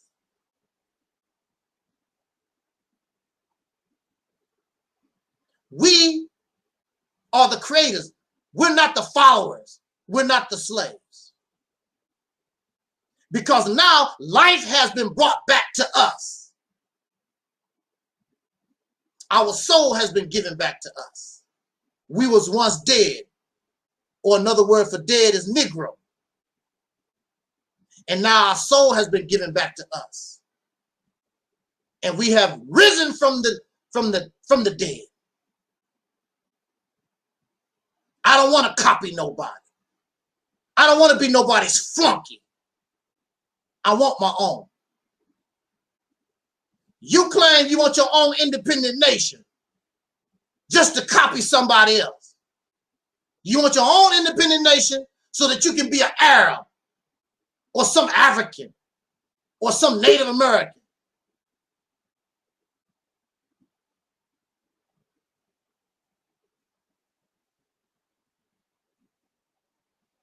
I don't want that. I want my own.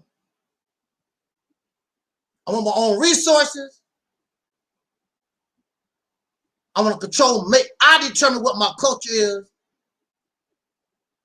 I want it all or nothing. I'm glad that people come to listen to us on this this particular topic. I do want to say this in conclusion.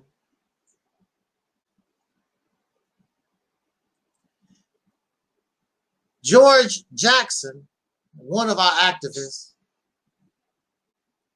I was reading, and this is not an exact quote from the meme that I saw, but George Jackson basically was saying to us who are seeking liberation, seek your humanity first. And I'm like, wow. And that's what I want to end on. Brother George Jackson, and he was in the 60s. I don't know if he's still living or not. I'm not sure. But he said basically, and you're seeking our liberation. He's talking to soul brothers and sisters. He's talking to black people. He says, seek your humanity first. He did not say, seek your African side, or your Kemetic side, or your Christian side, or your Muslim side. He said, seek your humanity first. And that's what I love about this identity called soul. This is what I love about this idea about soul brothers and sisters, because it takes us out of that racist construct where we have to brag about our skin color in order to make us feel good about ourselves. Oh, the melanin do this, and the black man did that, and blackity black. We sound like the oppressor. We sound like the racist. Always looking at history, always looking for something to make ourselves feel superior to others. And that's not what it's about. I was told that the majority of our DNA in humanity is basically the same, except a small, like 1-2%. So what does that tell us? We have allowed this sickness of racism. We have allowed this tribalism to destroy intelligent life forms, which is us. Now we're fussing and fighting amongst each other. My skin color. You know what it reminds me of? It reminds me of little children. My daddy better than yours. No, my daddy better than yours. My daddy can drive a car better than yours. My daddy can build a house better than yours. All the children on the playground bragging about what their daddy can do better than somebody else. That's how we are. You know, being a Kemetic is better than being a Christian. Being a Moor is better than being a Hebrew Israelite. Black is better than white. White is better than black. Mexican is better than all y'all. Being Asian is better than all y'all. It's like children on the playground. And as human beings, we don't act our intelligence. This has really destroyed and caused us a lot of problems. And you have two Caucasian men who built rockets or whatever. They went up into the atmosphere and came back down or whatever. Now, this is just my opinion. You will get to advance a certain amount. But if we really want to search the heavens and we really want to go where no man has gone before, like they said in Star Trek, it's going to have to be a human effort. Because your problems and what we want and whatever we do as human beings, it comes from the womb of a woman, regardless to race. It comes from the womb of a woman. She is the one that's going to produce the child, the baby, that will be able to produce the technology, the ideas that will get us to the heavens. And that's what religion is all about. In Christianity, it's all about going to the heavens. Not a fantasy place, but actually being able to leave this planet and explore the heavens. As one day, Star Trek, Battlestar Galactica, and all these science fiction, that can be real. A lot of things that we're living now used to be in comic books. It used to be part of fiction, and we're actually living it. Matter of fact, according to comic books, by the year 2000, well, by the time where we're at right now, we should really be more advanced. But fighting over skin color, fighting over some gold and diamonds, we should be beyond that. That's children's stuff. Greed, selfishness.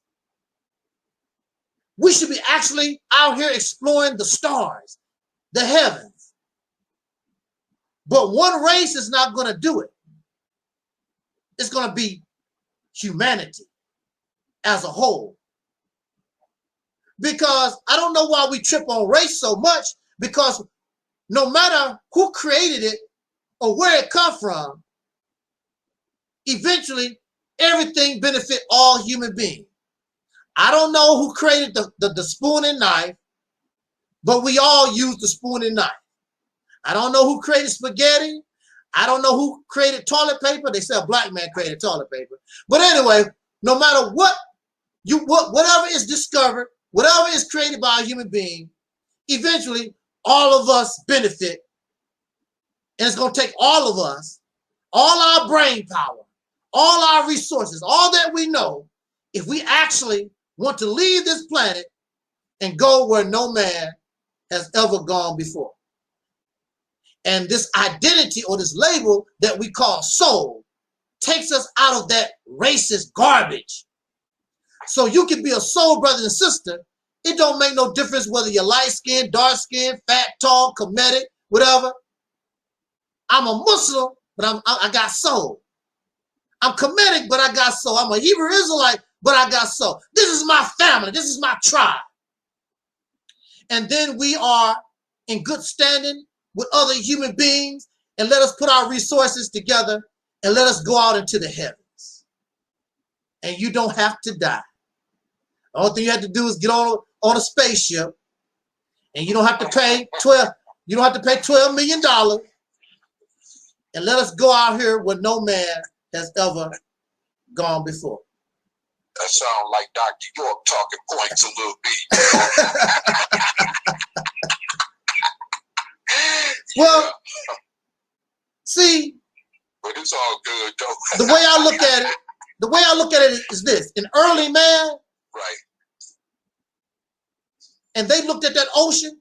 The ocean had no end. Like, what the hell is out there? They didn't know there was other people on the earth. Right. They didn't know there was other land. But somebody got on a boat or a ship, and they decided to take their chance and go out where no man has ever gone before. Mm-hmm. And now you see we have conquered and explored almost every part of this planet. Mm-hmm. But the universe, space, you're gonna be exploring a long damn time. Mm-hmm. Then they talk about different dimensions and other. Woo, we got a lot. The human being has a lot to advance to, but you're never gonna get there being a racist in the mind. Right, right. Instead of going outside the earth, you're gonna be going into the earth. See, Jeff Bezos talking about going up to Mars, but he going up there with the same mentality. So, right, ain't no telling how it's gonna be on Mars if he do. If him and whoever else he traveling up there with the Mars, ain't no telling what the conditions of Mars gonna end up being with them bringing that mentality up there. They might as well leave that same stay rich and keep more poor mentality down here on Earth. If absolutely. They go to Mars. Absolutely. And it's the same thing with the Mississippi campaign. You cannot take control of a state. You cannot govern a state if we're going to continue to have the mindset that we have now. Right, and exactly. There's somebody I never seen before. Dalo. I put their comment up on the screen. Freedom equal freedom.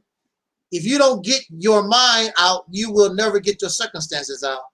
Got any solutions, or are we just talking about not being free? And I don't know if sir or ma'am, you may be new to listening to this channel, but we do offer a solution in what we call the Mississippi campaign. And we do agree with your comment 1000% that our minds have to get right. Our minds have to get right, because it don't make any difference if we're trying to isolate or segregate ourselves into our own geographical area, or either we're trying to go out into space. If we continue to have the mindset, just like you said, if we continue to have the mindset that we have now, that's a waste of time. We might as well just keep doing what we're doing. And what we're doing basically is we're on our way to extermination, the extinction of human beings, period. Right. Your air is getting more polluted. Your water is polluted. You are destroying the essence that keep you alive. You know, it's funny. I'm learning about that in my GED science course about how acidic the water is becoming. Yeah. So I mean, that lets you know how much we're in trouble here on this planet Earth. Absolutely. And as far as we know now, the Earth is all we got. I don't give a damn because somebody can shoot up into space or whatever. You can't live out there. Who knows how long it would be by the time human beings would be able to go out there and live on another planet or whatever.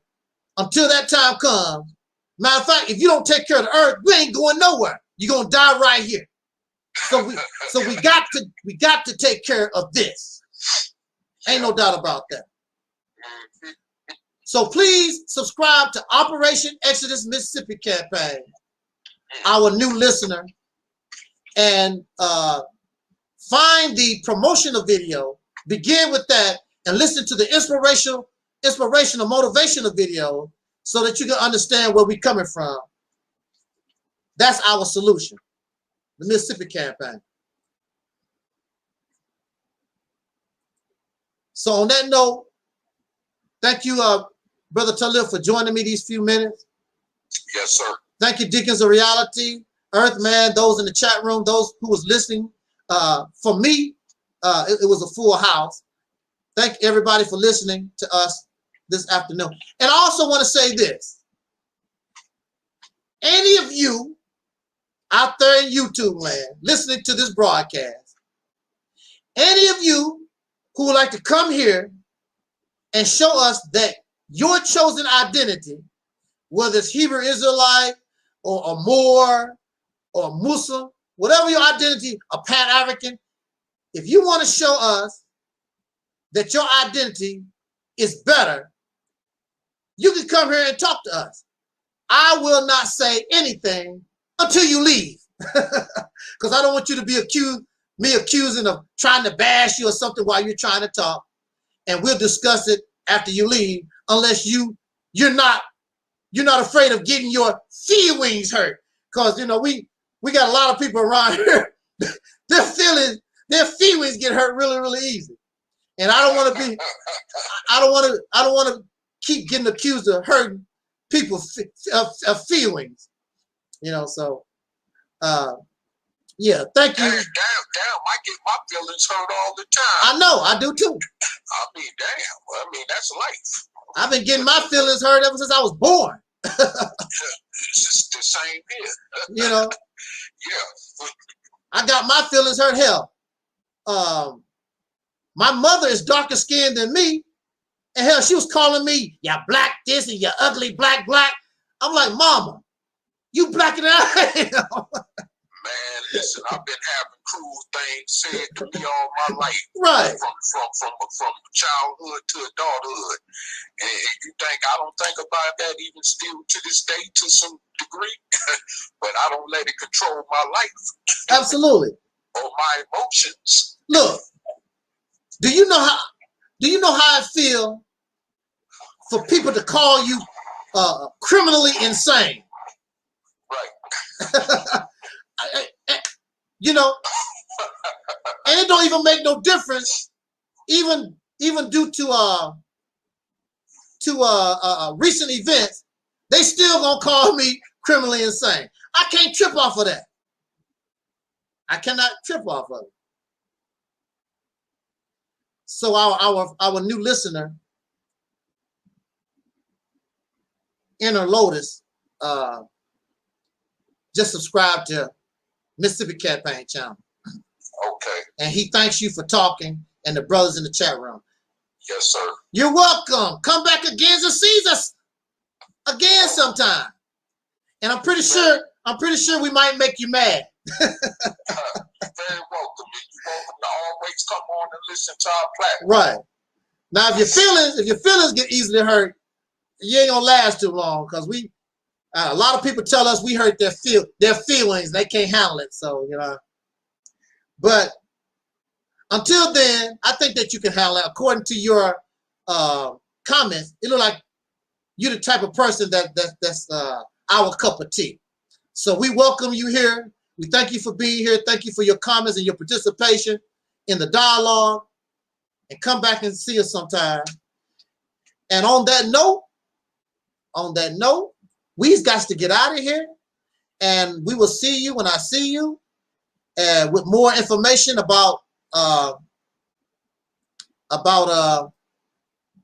when I'm going to be able to release my autobiography. I want to do that for us and update you on some other things.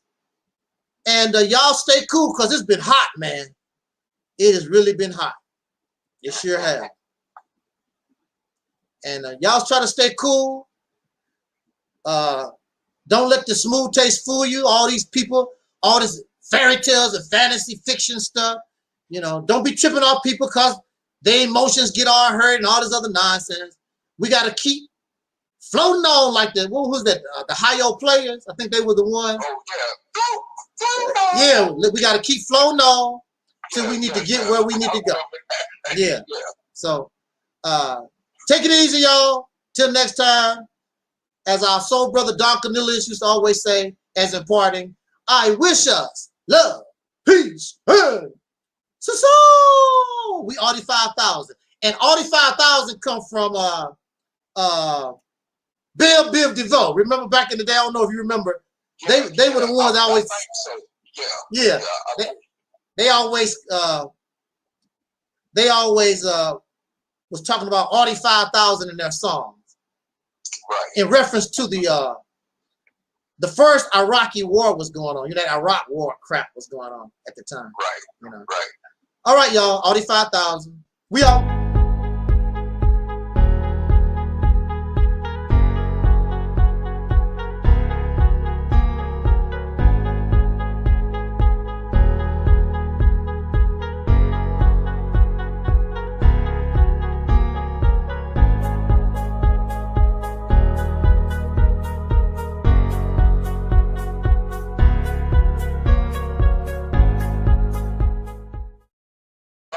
Cut on this AC since you say it's getting hot because it is getting a little bit warm up again. It is. And I'll get back with you on the flip. All right. And, hey, send that video quickly. I will. Because I don't know when that's gonna come. I don't know when they might post that. Okay. All right, peace. All right, peace out.